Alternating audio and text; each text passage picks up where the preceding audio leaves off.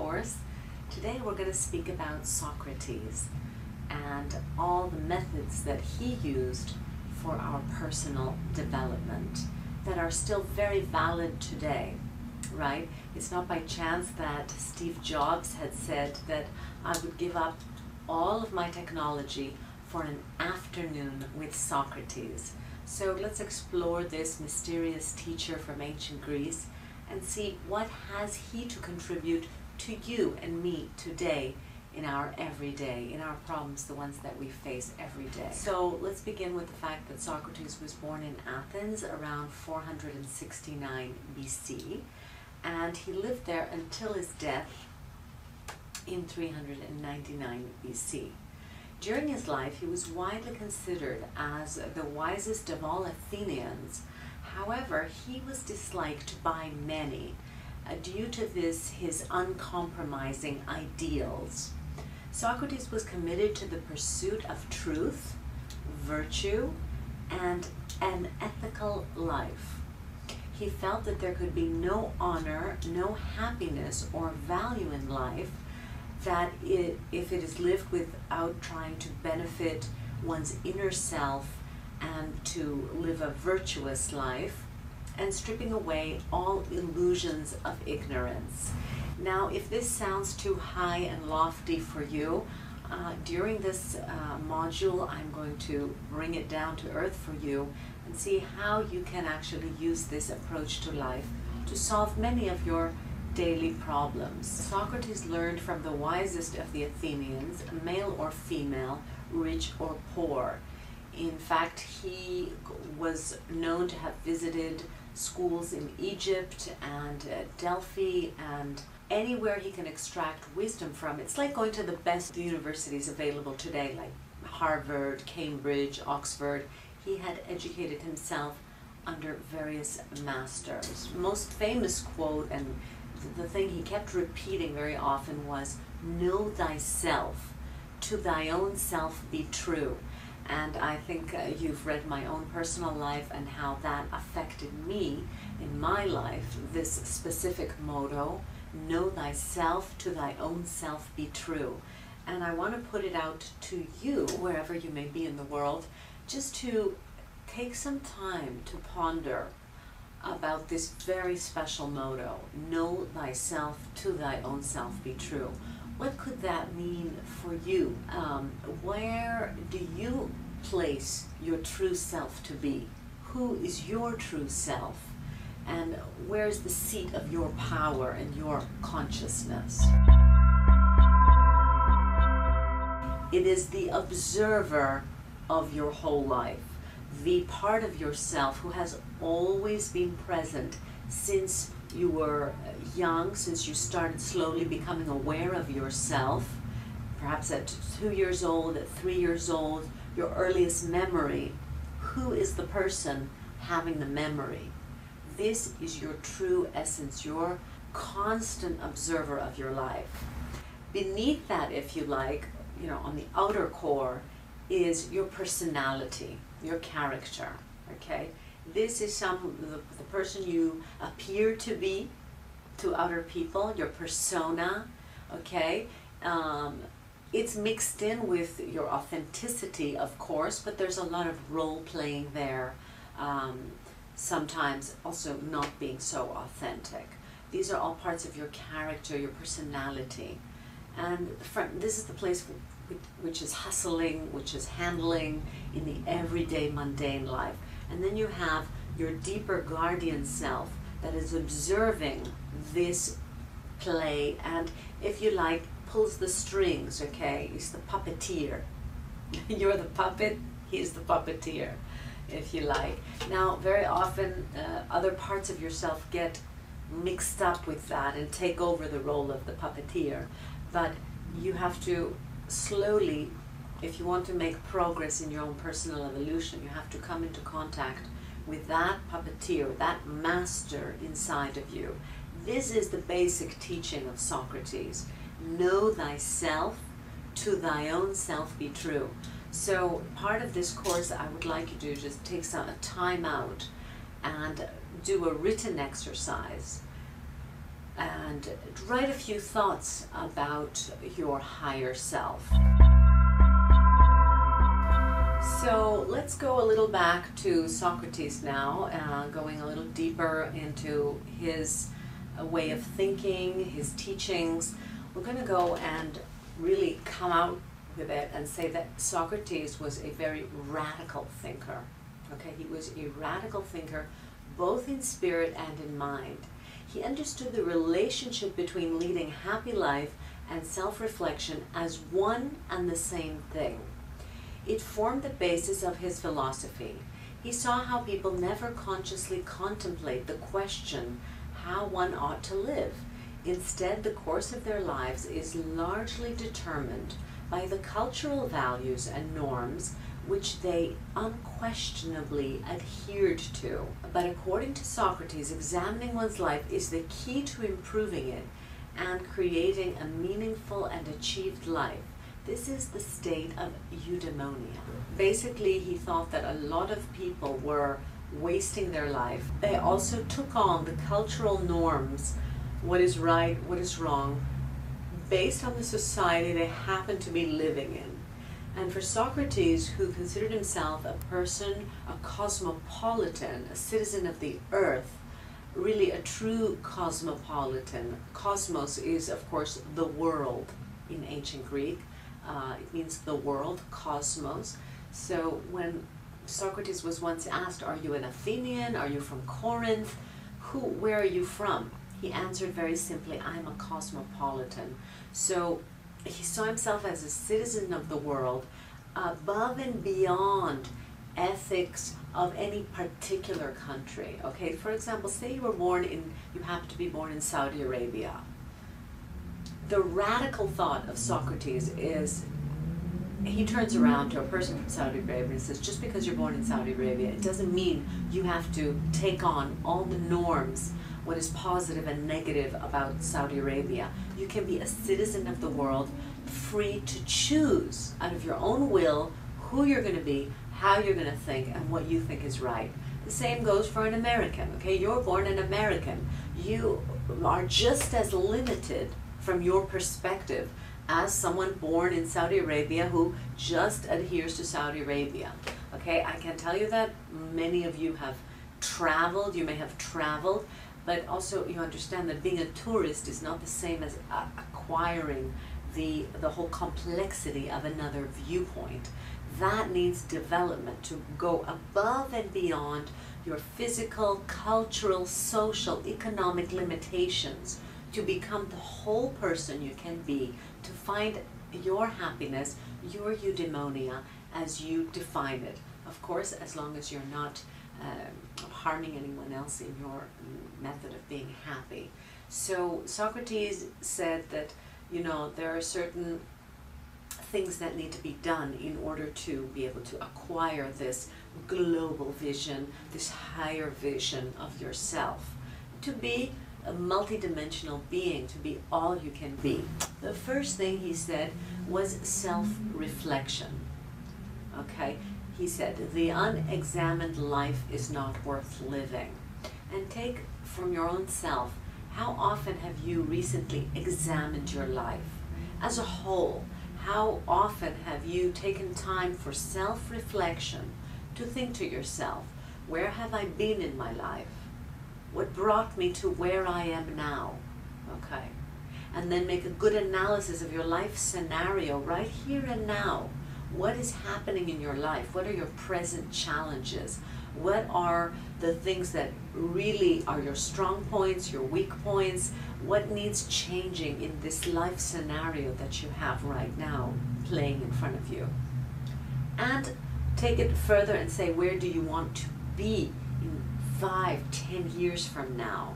So really, as he said, he wants to encourage people to examine their whole life, your whole life, overview of your life. Examining yourself is the most important task you can undertake, for it alone will give us the knowledge necessary to answer the question, how should I live my life? He went from the assumption, I know that I do not know. Now, can you imagine this? It's like asking Stephen Hawking, one of the most intelligent beings of our time today. This was Socrates in his day. Imagine Stephen Hawking, this famous astrophysicist. We asked him about him, and he would answer that I know nothing.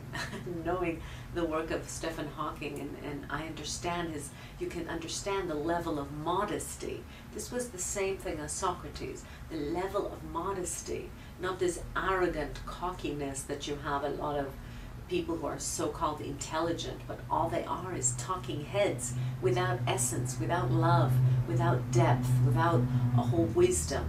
Okay, so really wise people understand that there's so much more to be discovered at every moment, and not to have the audacity to understand that they are dogmatic and that they know everything. This is really the problem with fundamentalism, whether it's Christian fundamentalism or Islamic fundamentalism. These people simply believe that they know it all, they know how it's done, and I dare say they often completely bypass science, and science which is based in fact.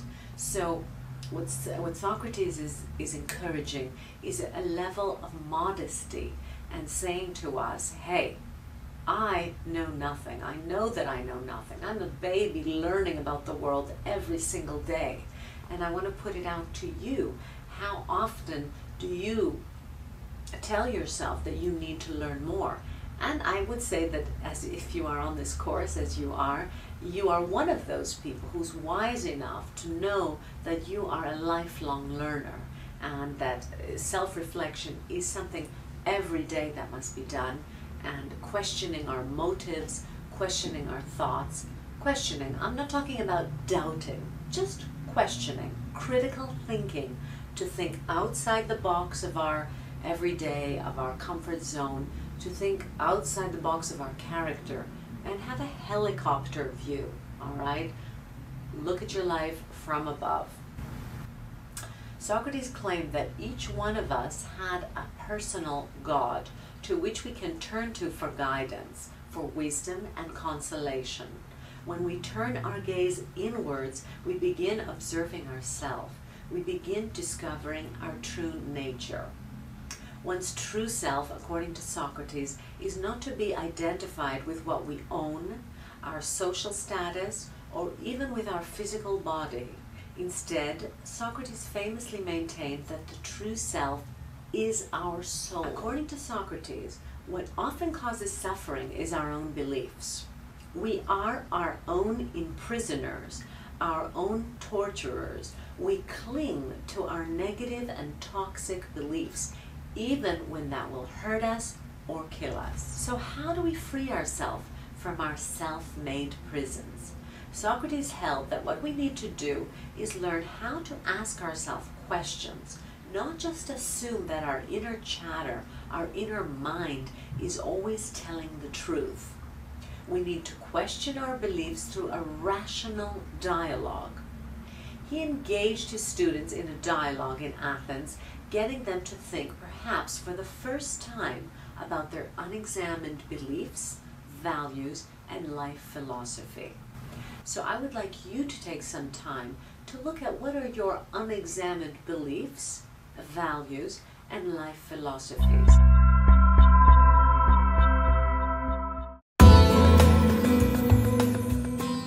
And if you like, go ahead and share them in our private group on Facebook. You have the link. At any time, I would like you to share these views that you believe have been limiting you. Share them with the rest of the people on this course who are also on this module, and a nice dialogue can also begin, because it's very nice to share this. I see our virtual symposiums, our virtual lectures, as an opportunity also to connect with each other, people from all over the world, if you feel like it. In fact, he is famous for having said that small people talk about people, larger minds talk about events, And the greatest minds talk about ideas and concepts. In this exercise, we're looking at your values. Where do your values lay at this time in your life? For example, many people live their life according to comfort and safety. For example, if you have a job primarily aimed at your financial security, you're probably living your life according to comfort and safety. Other people are going to give up this comfort and safety, and they prefer to live a life of adventure and variety. Now, I'm not saying they're happier than the former. I'm just saying that this is their set of values. This is what they believe in most, and they're dedicating their life to adventure and variety. These are the kind of people who travel very often. They may be photographers, they may be traveling the world on a low budget, but they're living their dream. They have variety. Variety can also be seen in terms of liaisons, extramarital affairs, mistresses or boyfriends, depending on who if you're male or female. Some people seek variety, in other words, through affairs and general change, changing clothes, changing things. They always need the new. Okay, are you one of these people, or are you more for the third category of people, which is appreciation and status? That means, are you doing everything you do more to get appreciation and status? Okay, the second one is quite obvious. Okay, are you into driving flashy cars or a high-class aristocratic car, you know, so that you will have appreciation from other people based on your status symbols? And generally, do you do things for appreciation all the time? When you cook a meal for someone, or when you take them out to dinner, are you doing it for the appreciation? Okay, and I'm not saying that we all don't have various parts of these, but which is predominant? The last category, the most, if you like, evolved, and you find many people who, after they have become CEOs and they have retired, they're looking for the following, the contribution and connection aspect of their life. So just run a scan of your own life and see for yourself which is it that is really governing you, which set of values. We'll also proceed now to the next exercise. What are the main challenges that you want to overcome in your life right now? I think it's very important to set that out right in the beginning of this course and say, what are the main challenges that you want to overcome in your life? Go ahead and write this answer down, and you may have to pause the video at this level to say, what are the main challenges you want to overcome? Because this course is designed so that you can overcome those main challenges. Now, the next question is, what do you believe is keeping you from overcoming these challenges that you just described in the former exercise? What do you believe is keeping you from overcoming these challenges? Describe these challenges in detail. And remember, it can be details of the way you're thinking, which may be an obstacle, or it may be your social environment that you believe is keeping you from accomplishing what you want to accomplish, or making that special change that you want to have in your life. Okay, and welcome back. Now I want you to go on to the next question. Describe details of your ideal life scenario 5 years from now, if the above mentioned challenges have been overcome. So if you were to overcome those challenges, all right, I don't want you really now to think about the how you will overcome them. I just want you to imagine that all the challenges have been overcome for this exercise. And I want you to take really some serious time to write down, share your ideal life scenario. Very happy to read your ideal life scenario. And I'll give you just an example. An example is, it is the year 2020, and I am living on a beautiful house by the sea, and I am a consultant. I have clients all over the world. I sometimes travel to see them, but mainly I'm living on the beach, and I'm enjoying this lifestyle, a healthy lifestyle. Every morning I wake up, I go swimming, I squeeze my kids, say my wife or my husband, my significant other, and just describe in this way what you will have accomplished. How will your life be completely different to what it is now? That's what I want you to go, because we are, remember, doing part of this, examining our life as Socrates urges us to do. So I want you to go ahead and do that exercise any moment, and I will be right here, and we can move on to the next steps and the next exercise. The second thing that we note that Socrates spends a lot of time contemplating about is the good and evil. Okay, understanding good and evil beyond religion. Remember, ancient Greek philosophy was something outside of mysticism, outside of mythology. It was the first scientific approach to understanding human evolution and how we can create a civilized society based on anthropocentric values. Anthropos means human being in Greek, and therefore anthropocentric values, if you like, the Latin-based humanistic values. Socrates drew his attention to the most inevitable question of what is good and what is evil. So most people are pursuing health, wealth, status, pleasure, social acceptability. These are usually the goals of most human beings. They think that poverty, death, pain, sickness, and social rejection are the greatest of all evils. However, Socrates disagreed and believed these views could be extremely harmful when occupied with ignorance. All human beings, he said, naturally strive towards happiness. He believed that philosophy was the compass of which virtue, what the Greeks called areti, was the magnetic north. Virtue, areti as the Greeks call it,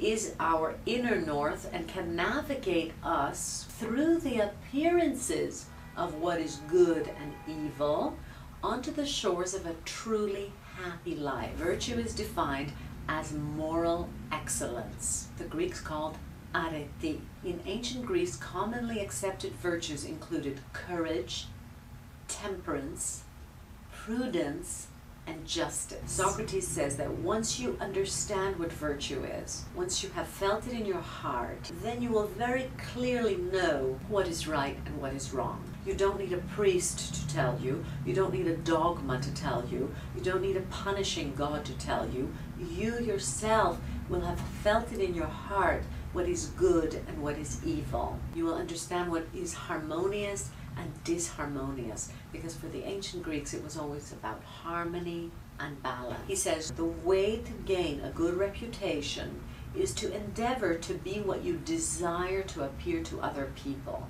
So what he's saying is that basically we go about our life putting on a cover, a profile, if you like, a mask. We want to build our reputation as who we aspire to be. And Socrates says that's okay. Just follow through and become that person that you're trying to persuade everyone that you are. It's not exactly fake it till you make it. What he's saying is that, okay, I understand you're trying to appear to be someone, just be that person. So in the next exercise, the written exercise, I want you to really put some effort into expressing who you're appearing to be, who you're aspiring to be, and really write down your thoughts about that. Who do you aspire to be, and who are you actually? Socrates' formula to happiness and success is the following. Knowledge, virtue, equals happiness. All right, so the more you know, the deeper you understand reality, you begin to behave more virtuously. Basically, you realize that lying doesn't pay. Lying and cheating and stealing and being devious, a lot of the things people sometimes get sucked into doing, will never lead to happiness and success, real success, authentic success. Through knowledge, we understand virtue. Through understanding virtue, we transform. And inevitably, our soul develops kalosini, or kalos, as the Greek words for goodness and beauty, thus achieving happiness. If it is so simple, then why do so many people fail at achieving happiness? According to Socrates, it's because they have ignorance of the relationship between virtue and happiness. He claimed that all evil acts come from ignorance and are involuntary. So a concept that Christians later took on. Christ says, "Forgive them, Father, for they know not what they have done." Now in Plato's dialogue, the Protagoras, Socrates says, "My own opinion is more or less this: no wise man believes that anyone sins willingly, or willingly perpetuates any base or evil act." This is what gives wise people that sense of inner calm. They're not always reacting to other people's stupidity and ignorance. So I would like to hear your view on this formula.